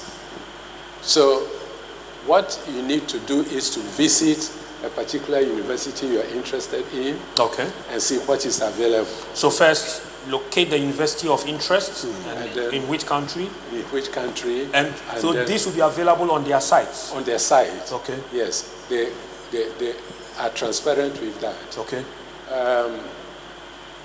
Sometimes they use certain qualifications. For example, they may be looking for a female, or maybe somebody from the Commonwealth nations. Sometimes they indicate where they want interested applicants to come from. Okay. Yes. The challenge here is the willingness of the individual to visit as many universities as possible, because it's not a place where they are all packaged. You have to visit a specific university to pick most of these scholarships. Yes. Dr. Eben. Yes. International scholarships. Okay. So there's one, someone passed on to me, and they have over 1.5 million scholarship opportunities worldwide. Oh no, is it $1.5 million worth of scholarship or 1.5 million 1.5 scholarship opportunities? Yes, 1.5 million scholarship opportunities. Yeah, and it's edupass.org. Edupass. Like education, edupass. EDUPASS.org. Yeah. Wow. When you open the site, you see a tall list of scholarship opportunities. Tonight you won't sleep. And then there's one for African international students, fully funded. Yeah. And that one is Scholars for Dev, as in development. Scholars. SCHOLARS for FOR, and then Dev, DEV. For development, so Dev, yeah. DEV. Scholarsfordev.com. Scholarsfordev.com. Yeah. For African international students, fully funded. Wow. Yeah. So these are the two key places. And for US schools, we have internationalscholarships.com. Internationalscholarships.com in full. Purely for US schools. Okay. Yeah. Okay. Internationalscholarships.com. Wow. These are exciting. So in these applications, Dr. Eben, what should we pay attention to? Okay. When we are applying to them? Right. So just before you answer the question, please keep your questions coming through. We'll be going to Onismos Tete. He is a graduate from the Kwame Nkrumah University of Science and Technology, and he's currently with the Ghana Ghan Air at the Ghana airport. So we'll be having him to anchor our questions. So whatever question you have that hasn't been addressed yet, you can send it to him, or you can opt to come to the microphone, introduce yourself, and ask your question. Dr. Eben, sorry. Yes, that's okay. So things to have readily available that the institutions you are applying for may be requiring. Number one, to have a completed scholarship application form. That is the most basic document you should have. So on their website, they may give you, the template or the portal or the where to click to download the template. And then you need to also have a valid government recognized ID. Okay. Yeah, so it could be your passport, Ghana card. ID. Ghana card may probably only work in Ghana for now. Oh, it has ECOWAS on it. ECOWAS, yeah. So once you are doing something beyond ECOWAS, sometimes they'll prefer your passport more than the Ghana. So ladies and gentlemen, those of you who don't know where the passport office is, your work is cut out. You are looking for international job, international scholarship, you don't have passports. Right. You are not serious. And then your school transcripts. Okay. Please make sure they are in good condition. Yeah, make sure they are in good condition, well kept, because they'll be needing copies of this. Okay. And then we have one interesting one, a statement of purpose. That is very common of late. Statement of purpose, why you want to pursue that particular, course you've chosen. Some also call it a letter of motivation. Yeah. What should we look out for when drafting our statement of purpose? Okay. Or we should employ artificial intelligence? AI is trying to make things simple for us, but you need to also think for the machine sometimes. Yeah. Yes. So don't do copy and paste, please. You may end up copying somebody's name and address and sending it as your own. So please, even if you are to rely on AI, do well to edit it, review it, proofread it before you send it out. Because whatever you send out there is who you say you are. And if they check or compare and it's not what they see, that's it. And for international institutions, once they tag you, it's for life. So scholarship application form? Yeah. Transcript, statement of purpose, or letter of motivation. That's right. Your government issued ID. ID. And then a letter of recommendation. So it could be from your previous institution, it could be from your referees, it could be from any other, let's say, person within your network who can really talk for you. Okay. Very important. And to chip in this, yes, sir. Where you are currently employed, please and please again, do well to maintain a very good relationship with your current employer. You are. Where you are. Even if you are not happy. Even if you are not happy. Ladies and gentlemen, it includes national service. Even if you are not happy. Yes, do well to maintain good relationship with your employer. Because in an instance like this, they might be the ones to write that letter of recommendation. And they might insist to get it from that institution. Wow. So if the relationship is already severed, trust me, you'll be a local they'll champion. destroy you. Yes. There have been instances like this. Yeah. There have been instances. Wow. You know. And then your CV, a very good CV. Can I add something to this? Yes, please. sir. Yes, please. It's usually a wise thing to shape your CV to the job you're applying for. Don't take the CV you've done 5 years ago, 10 years ago, and use it for just any job. That's right. It's good to shape it to speak the language of the job you're applying for. So always look at what the job is requiring. That's right. Modify the CV to fit it. To fit Don't bring one particular CV to week of the altar.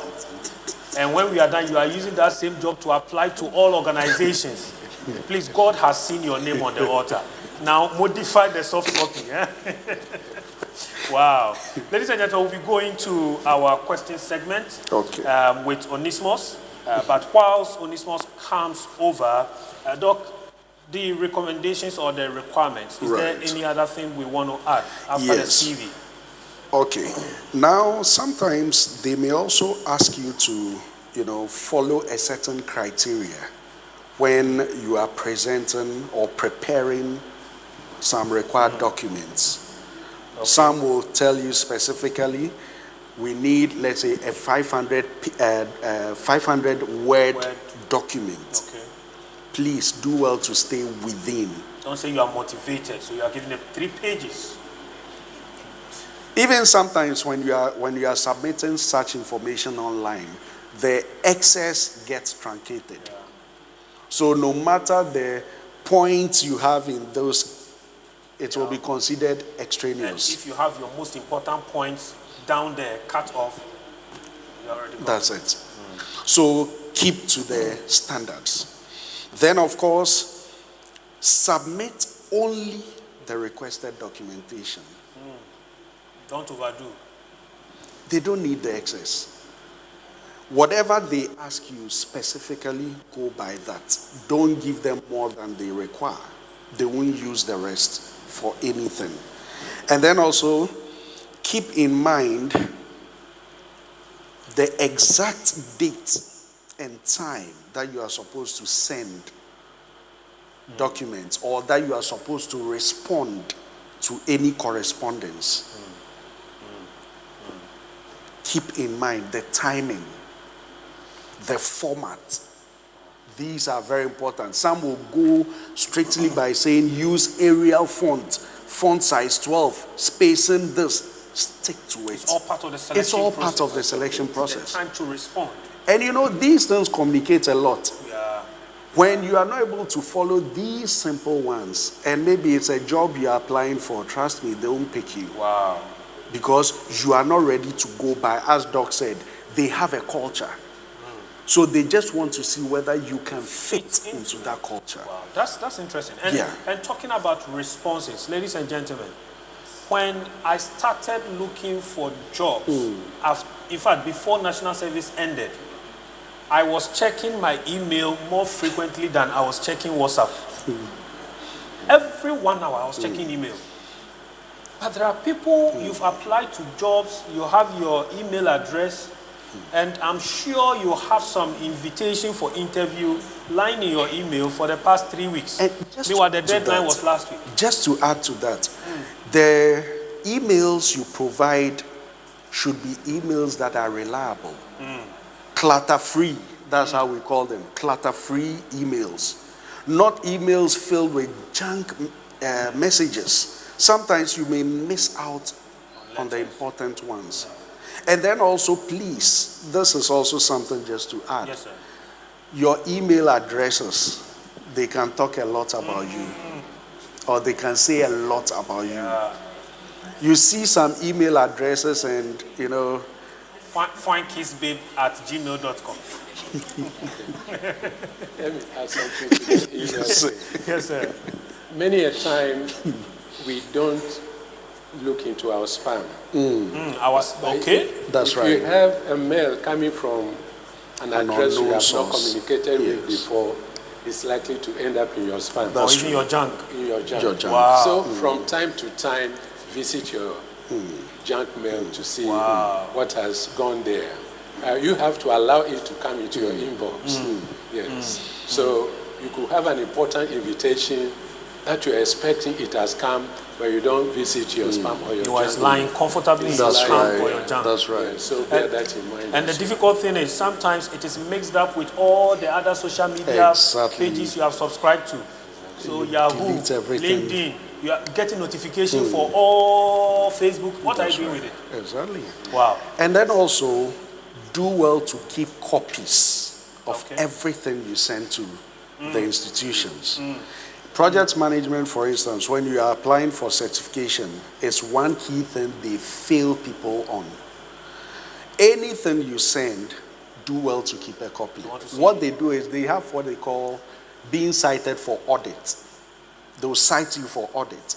And all they require from you is to just to resend what you sent to them. So it's before. not that they've lost the document. They've not lost But it. it's part of the selection Part process. of the process.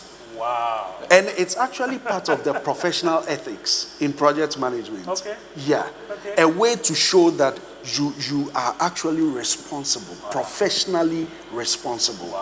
Let me share this Yes, sir. to support that. Yes, sir. There was a time we submitted a proposal to the African Union. They were looking for a firm to to develop a framework for coordination, collaboration, and a third C, I forgot. A year after, we thought we had lost. Then a strange mail came from them asking whether we were these people. We say yes. Could we send the exact proposal that we submitted a year ago? Fortunately, we didn't suffer a crash. Okay. So You were able to wow. we forward and we got a job. Yeah. After a whole year. After a whole year. Yes. After a whole year. So it's important to. Yeah. Ladies and gentlemen, a lot is coming from our guests. Please put your hands together for our speakers. Please put your hands together. Do it louder, do it louder, do it louder. For this month, what are our viewers online saying? So we have some comments from our viewers on YouTube, Powerline TV. Someone says that this is a very powerful program and they are really learning a lot. And we also have some questions coming through. We have this one from Just Photos. Just Photos says, by next year March, dear, Dr. Prekese will have Java. Then we also have a question. It says, what should you do if your career is not bringing you money? What should you do if your career It's not bringing you money. is not bringing you money? Do you have any other question? Let's take, if you have two questions. Please, about work experience. What should we do? 5 years working experience, meanwhile, it's an entry level category. So talking about you applying for a job which is entry level, but the requirement is a 5-year working experience or more. What should you do when you're applying for such jobs? Another question is, why do employers and admission teams request so many recommendation letters? Sometimes the people you request from also have a lot of people asking them for recommendation. So there's a lot of pressure on them. Your professors at school, some of them, they are not a lot. Right. And everybody's rushing to them for recommendations. How do you go about this kind of situation? All right, let's take these 3 questions. Okay. Our time is far gone, Yeah. so we'll be able to address these and then probably one or two more, and then we'll be out of here. So, my career is not fetching money. I was reading. Should I keep at it, or I should jump ship? I was reading some article says that in life we have 3 opportunities to change jobs. 3 opportunities to change job. Yes. Let me see if my first opportunity has. Yes. So, just as you have gone through your national service, you discover a lot of things in the organization where you have practiced that may positively or negatively affect your intended profession. So that's the first opportunity. First opportunity. Okay. Then we have the midlife change. You reach a stage where the energy is not the same as you used to have, and you advise yourself that you need to shift to something else. Then on retirement, believe it or not, especially now some countries, retirement age is no longer 60, now 65. Even in the academia, a professor could work up to 70 if he has the strength and the energy to go with it. So the question is, if it's not fetching money and you think you are worth it, maybe you are in the wrong organization. Okay. So it's possible you are on the correct career path, but the organization is wrong. It's wrong. Wow. Yes, that's one that you need to consider. Secondly, sometimes, even in our educational system, I'm a science student, I've applied, but what they have given me is nowhere near. They say, that is what we have, take it or leave it. And because I don't want to waste a year at home, I've accepted it. Wow. Gradually. Sometimes that also kind of messes people, our children. A job not paying you, the question is, do you think you are worth it? And yet it's not paying you. Maybe you are on the training ladder. You have not reached that level yet. So you need to look at it from that angle as well. Just to say a bit about the other one, you don't have the required number of years experience that they're asking for. And yet it's an entry level. It's an entry level, but I don't know if they will ask an entry level position years experience. And I think it's beyond entry level. If not, they will not ask for 5 years experience. So what I was going to say is, if you don't have the experience, you have not qualified for it, don't stress yourself. I wouldn't go for it. I'll start at a place which I can comfortably live with, build a track record, and go in for it. Awesome. So many recommendations. Yes. I will want to touch on something here. It's something we normally use when we talk about succession planning, but I think it will fit into this discussion. Now, there are situations where we talk about critical jobs as against vulnerable jobs. Critical jobs and vulnerable jobs. Vulnerable jobs. We'd love to hear this. Yes. Critical jobs are those that have a future. Vulnerable jobs are those that are about to end. So you may find certain careers dying off in the course of time. Especially in the era where, let's say, new technology, as we call it, disruptive technology. It's always coming in. Exactly. So it ends up forcing certain professions, certain careers out of time.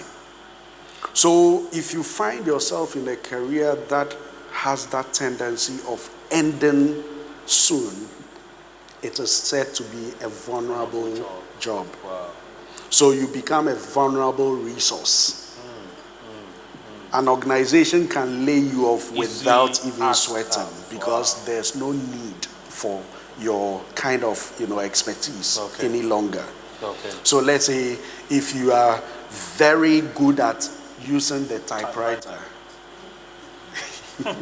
and now they hand you an iPad and they say start using the iPad immediately, you'll be challenged. You'll be challenged. So if you choose that, oh, I'm very used to the typewriter, so that's what I'll want to use. Once the organization plans to move forward, they'll drop you. So that role becomes a vulnerable role. But a critical role is one that even years into the organization's future, you'll still be a relevant resource. Wow. So that creates a very powerful career path for you. Any course you choose related to that path. Sometimes you may even find that your employer will be willing to sponsor you. Yeah. Because they see a future in that. Oh, yes. Excellent. Thank you. So, Dr. Noble, the recommendation letters, so many of them. I'm sure you receive a lot yourself. Oh, yes.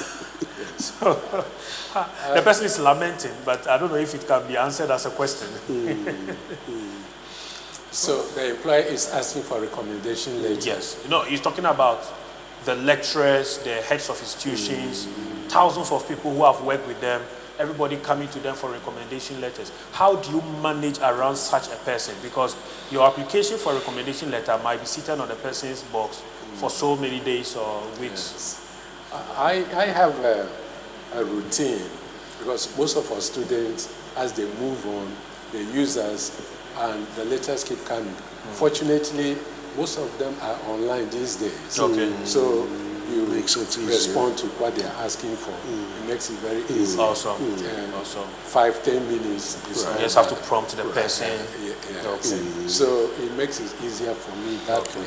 Secondly, I have reserved half a day in the week to address any such thing.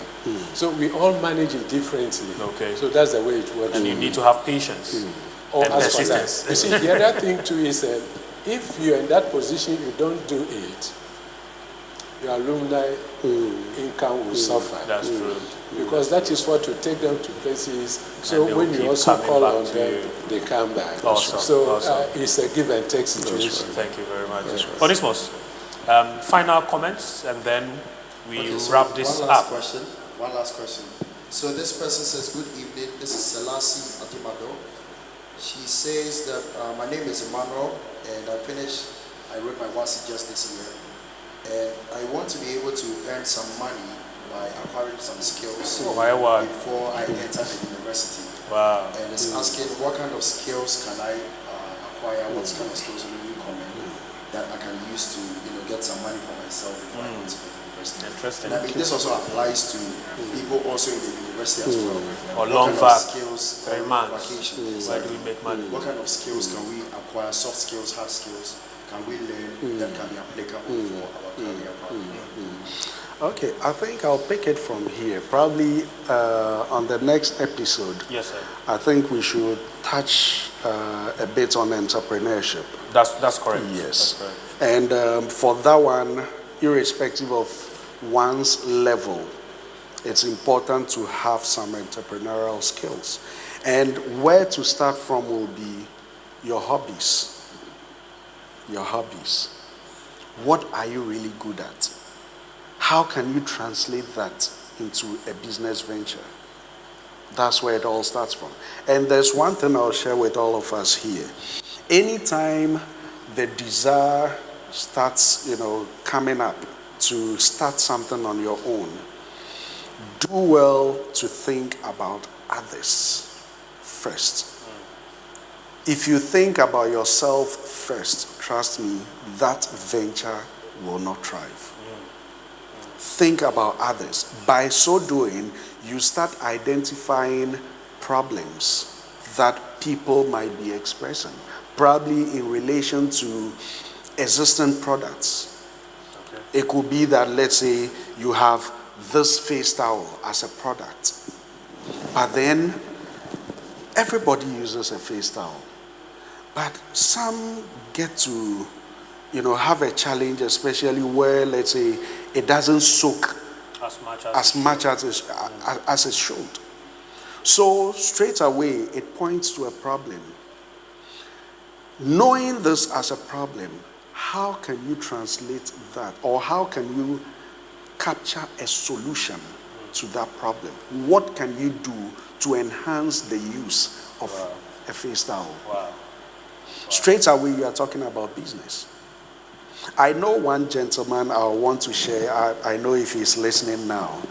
He is into the production of ties, men's ties. Ties. Okay. Yeah, Necktie. flying ties.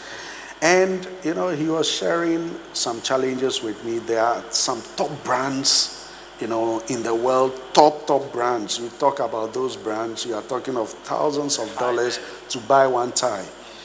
And he also wanted $1,000 for one flying tie. Oh yeah. And he was also thinking of bringing something more local. Okay. And he's actually into the business now, big time.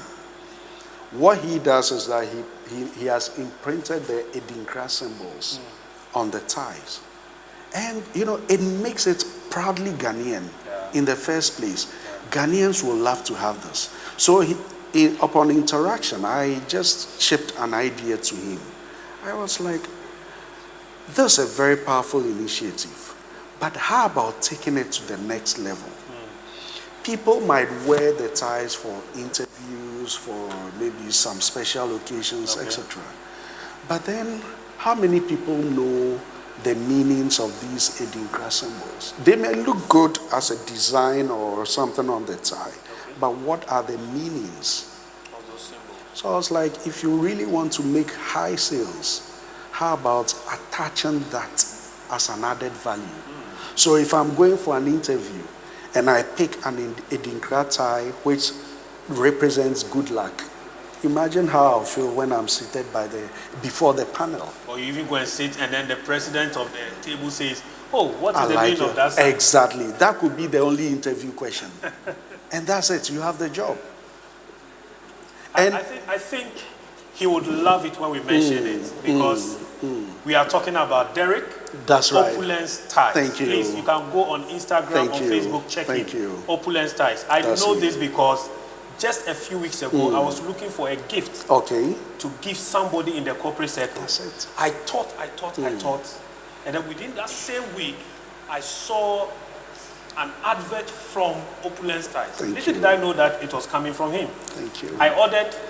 Within 12 hours, he had delivered Opulence Ties himself. Right. Wow. Beautiful high-end tie. That was and just like you said, there was a card in there that explained every Edinkra beautiful.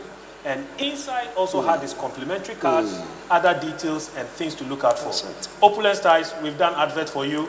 The next episode, we want to see you here with some support. Awesome. One thing I want to add. Yes, sir.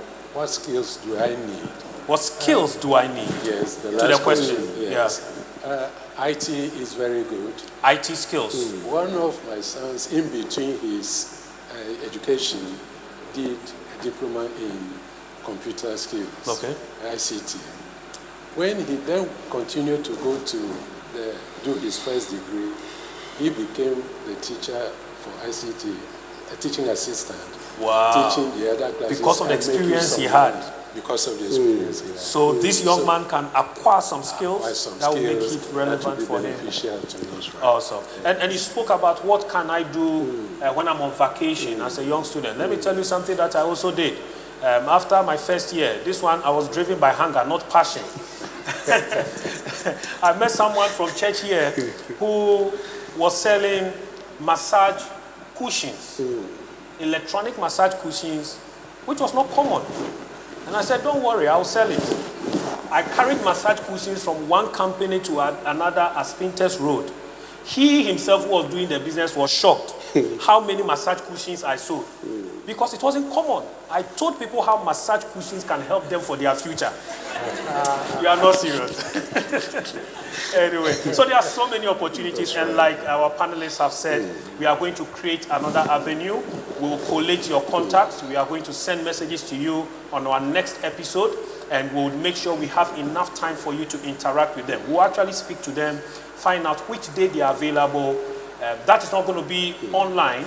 We are going to have just a sit-down session with them where you have one-on-one interaction, ask your questions. They will specify and tailor the responses just to you, your need. They will get all the details. So we are going to create that avenue. If it's a good thing to do, you can put your hands together for the Lord. So in a minute, your concluding remarks. Dr. Eben, then we'll come to Dr. Noble. Okay. So I'd like to end with a very short scenario. All right. So it happened in a time when Africa was yet to be discovered by, the Europeans. And there was this shoe factory in Europe that really wanted to expand their market. So they quickly thought of sending somebody to Africa to, assess the land and then tell them there's an opportunity so they can extend their market. This guy came, went to the length and breadth of the continent, spent so many months just checking every locality, and then he just sent a message back to them. There's no opportunity here. Nobody wears shoes.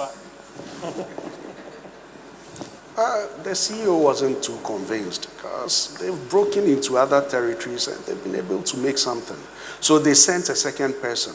He also came, went to the same places the first one went to, and then at the end sent a telegram.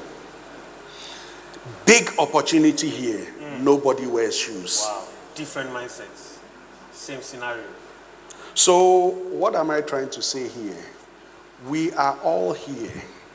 We may be talking about something in common, but trust me, we may all be seeing things from a different perspective.